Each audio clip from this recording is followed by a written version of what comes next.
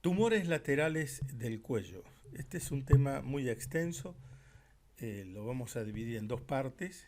He tratado de darle la mayor claridad posible, así que nos lanzamos a ver qué pasa con los tumores laterales del cuello. Se denomina así a toda tumoración de forma, tamaño y consistencia variable que se ubica en la región lateral del cuello. Quedan excluidas las estructuras de línea media, como por ejemplo la glándula tiroides, de la cual nos hemos ocupado ya en dos videos anteriores. El tumor lateral de cuello que podemos encontrar en la clínica en general es la adenopatía.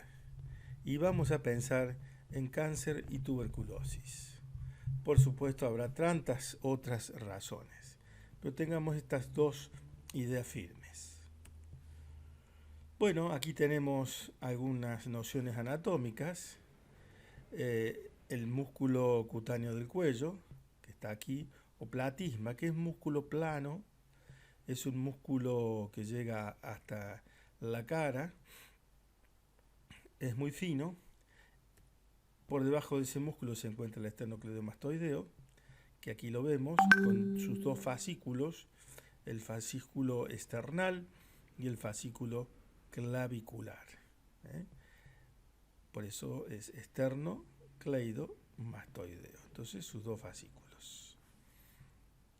Aquí este músculo que es el homo, de omóplato, y oideo, que es un músculo digástrico, tiene dos porciones.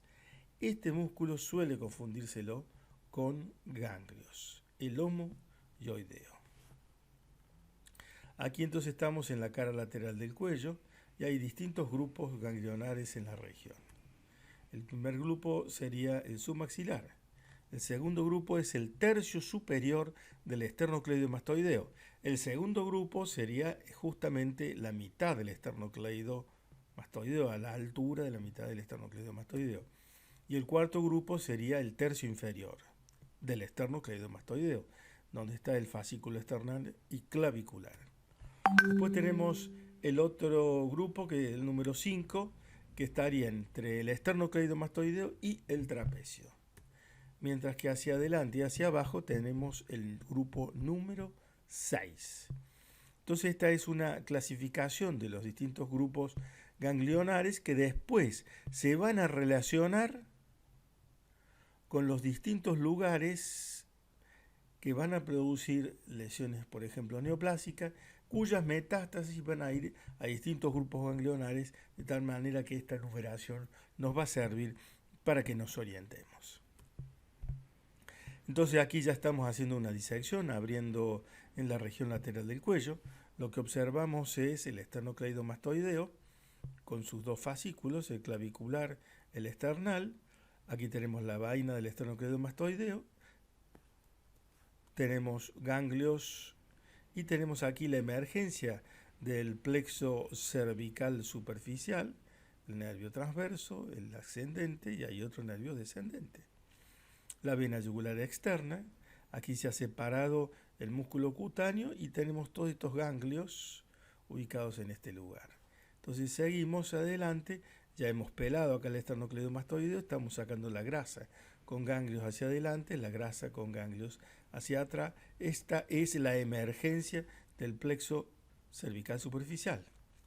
Aquí ya tenemos más profundamente el músculo homoyoideo, que es este, ¿sí? Que está cruzando aquí un gran vaso, que es la carótida. Entonces cruza por delante. Y aquí estamos sacando todo el paquete de grasa, mientras que el fascículo del esternocleidomastoideo está retirado para allá, la carótida para acá abajo, y acá estamos sacando la grasa. Finalmente, hacia adelante también sacamos todo los ganglios y la grasa, o sea que estamos completando la linfadenectomía cervical. Aquí ya ha quedado prácticamente pelado todo, y entonces así es como son los distintos ganglios del lugar y cómo es la linfadenectomía del cuello. Desde el punto de vista fisiopatológico, los tumores laterales del cuello pueden deberse a procesos congénitos, inflamatorios, o bien a procesos tumorales benignos y malignos. De acuerdo al órgano comprometido, serán los síntomas propios del tumor, por compresión del tumor o por invasión del tumor, como en cualquier tumor. Regla 2080. ¿Qué es la regla 2080? Significa que el 20% son congénitos o inflamatorios, quistes, adenitis. Sería la etiología clasificada por frecuencia, que estaría representado por esta porcioncita. Y el 80% tumorales. Entonces el 20% son congénitos inflamatorios, quistes, adenitis, y el 80% tumorales. De los tumorales, el 20% son benignos y el 80% son malignos. De los malignos, el 20% son primarios del cuello, linfomas, sarcomas, y el 80% son secundarios. De ese 80% secundario, el 20% se originan en órganos infraclaviculares como pulmón, mama, aparato digestivo urogenital, sería esto, y el 80% son metástasis ganglionares de tumores que están en cabeza y cuello, vías respiratorias o digestivas altas, tiroides, melanomas, glándulas salivales. Ahora vamos a ver lo mismo de otra manera. Entonces, de los tumores laterales del cuello, el 20% son congénitos, quistes, inflamatorios. El resto son tumorales. De este 80%, el 20% son benignos y el 80% son malignos. De estos malignos, el 20% son primarios, linfomas y sarcomas, y el 80% son secundarios. De esos secundarios, el 20% son infraclaviculares, mama, pulmón, digestivo, urogenital, y el 80% son metástasis de la cabeza, del cuello, del aparato respiratorio, digestivo, melanoma o tumores de glándulas salivales. De tal manera que esta es la regla del 20-80. Para que tengamos al menos un esquema, para que tengamos una relación de cómo son las patologías en el cuello, en la región lateral del cuello. Entonces, ¿cómo se manifiesta un tumor lateral del cuello? Y se manifiesta como una esfera única. Puede ser múltiple y de distinto tamaño. Puede ser de distinto tamaño y estar separadas. Puede ser de distinto tamaño y estar conglomeradas. Puede que sea esta formación esférica múltiple en conglomerado, puede estar adherida a planos adyacentes, adherida suave o adherida fuertemente a planos adyacentes o más profundos o laterales. Puede tener sensibilidad, o sea, sensación de dolor. Al principio, por ejemplo, los tumores malignos no suelen doler, pero después el dolor se hace insostenible. En cambio, los tumores inflamatorios duelen de comienzo, tumor, rubor, calor y dolor. Y en cambio, los neoplásicos no duelen de entrada. Formación esférica consistente, variable, tamaño, sensibilidad y de crecimiento rápido. A sospechar entonces en tumores malignos. Puede ser detectado por el paciente, como vemos acá. Puede ser detectado por el familiar o puede ser detectado por el médico. O si no, un hallazgo por hacer un estudio, por ejemplo, una ecografía de cuello. En lo primero que hay que pensar, además de lo que ya dijimos, tuberculosis y carcinomas, de arriba hacia abajo, pensemos en los pares craneales, ¿sí? Entonces, aquí tenemos el olfatorio, el óptico, el motor ocular común, patético, ¿sí? Después tenemos el facial, tenemos el motor ocular externo, tenemos el acústico, etc. Entonces, de acuerdo al órgano comprometido, será la ubicación del tumor. Diagnóstico, anamnesis. Es muy importante investigar el tabaquismo, la drogadicción, transfusiones de sangre, tuberculosis con epidemiología, micosis cuando hay epidemiología, tratamientos odontológicos recientes. Hace pocos días atendí una enferma con este problema en terapia con sepsis, fallo múltiple de órganos. Neoplasias malignas recientes, tanto del cuello como del resto del organismo. Fumar. Droga. Transfusiones de sangre. Tuberculosis con formaciones de fístulas. Escrófula. Cáncer gástrico y la presencia de ganglios en la región supraclavicular izquierda.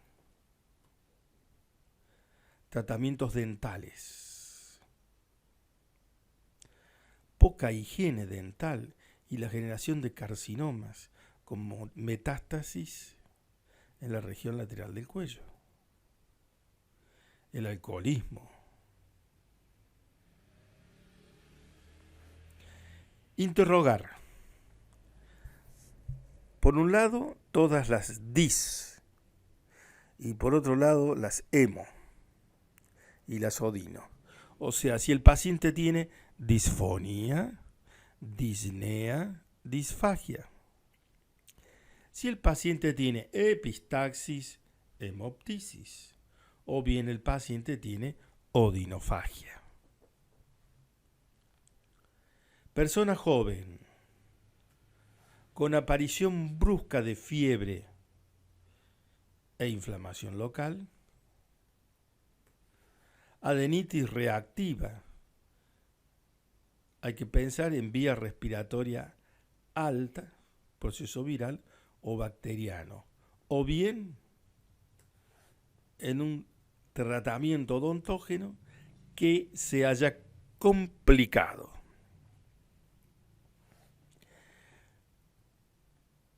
Neoplasia primaria o metastásica. ¿Cómo se presentan? Con un crecimiento lento y progresivo, inicialmente sin dolor, ni otros síntomas de flogosis. Luego el dolor es de difícil control, insostenible, importante, sobre todo si toma algún nervio. Se propaga a otras regiones. Tumoración única de aparición brusca, indolora, no progresiva, sin flogosis, en personas jóvenes sin antecedentes de neoplasia ni infecciones. Se trata de una lesión congénita, por ejemplo, un quiste branquial. Los pares craneales, como ya lo dijimos, tumores propios de los nervios, como los schwannomas, puede estar invadido por una neoplasia vecina y a su vez esto puede modificar, por ejemplo, la posición de la úvula, las cuerdas vocales, la ptosis palpebral. Entonces, a tener en cuenta los pares craneales. Buscar el tumor primitivo u otras metástasis o enfermedades que pueden manifestarse como tumores del cuello.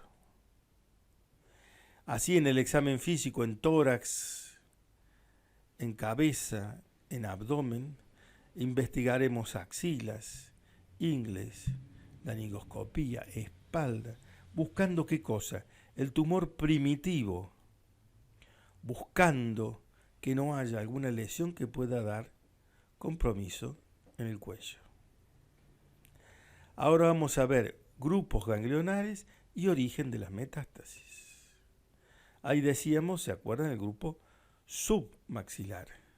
Este se relaciona con tumores originarios en la cavidad oral, En la orofaringe menos, en la hipofaringe no, y en la laringe poquísimo. Tumores del tercio superior que dan metástasis al tercio superior del esternocleidomastoideo, y ahí tenemos de la cavidad oral, orofaringe, hipofaringe y laringe. Tumores que dan manifestaciones metastásicas en los ganglios de la parte media del esternocleidomastoideo. Ahí tenemos cavidad oral, menor porcentaje que los anteriores, orofaringe el 60, hipofaringe el 75 y laringe el 55. Y el 4, que es el tercio inferior, es mucho menos, 9, 27, 0 y 24. Mientras que el 5 es menos, es 2%, 7, 0 y 7%. Entonces, de acuerdo al ganglio que nosotros veamos que está aumentado, será el origen del tumor que puede dar metástasis en ese ganglio o grupos de ganglios. Simplemente un recuerdo anatómico. Las fosas nasales, la nasofaringe. La boca, la orofaringe. Aquí la laringe. La tráquea, el esófago. Acá adelante estaría la tiroides. Entonces, nasofaringe, orofaringe, hipofaringe. Todo es la faringe. Y aquí los senos. Senos frontales, senos maxilares, senos etmoidales, senos esfenoidales frontales. Bueno, y acá vamos al Virchow. Metástasis de cáncer gástrico en el espacio supraclavicular izquierdo. Allí, donde está el confluente yugulo-subclavio izquierdo. Allí entonces las metástasis del ganglio de Virchow. Cuando sospechamos un cáncer gástrico, por ejemplo, un paciente que tiene un síndrome pilórico o bien un paciente que tiene anemia crónica, recuerden siempre, anemia igual techo gástrico y ciego.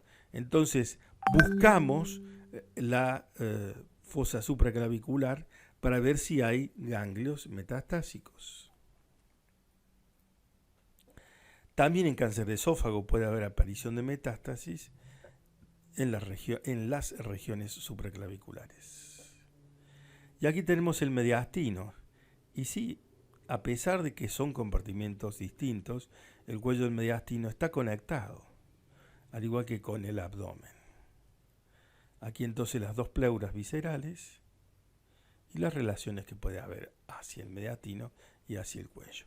Vamos a la anatomía patológica. Entonces tenemos procesos inflamatorios, infecciones, tuberculosis, actinomicosis, enfermedad de Mikulicz, enfermedad de Belsniak-Schaumann. Todo esto vamos a desarrollar en el siguiente video, sobre todo las infecciones específicas, las enfermedades como de Mikulicz, de Belsniak. Entonces vamos a infecciones. Causa extratorácica de mediastinitis necrotizante descendente. Después de una infección severa relacionado con alguno de los cuerpos dentarios, se produciría la celulitis necrotizante descendente, que llegaría al mediastino, dando mediastinitis, sepsis, shock y pudiendo llevar a la muerte. Al igual que los arreglos dentarios. Aquí tenemos un flemón dentario no tratado y que se abrió por suerte allí en cuello. Pero a este paciente hay que abrir el cuello ampliamente, hay que lavar y en oportunidades hasta también el tórax es necesario. Entonces la mediastinitis necrotizante descendente puede llevar a la sepsis, falla múltiple de órganos, shock y muerte. Sepsis grave. Tuberculosis. Mycobacterium tuberculosis.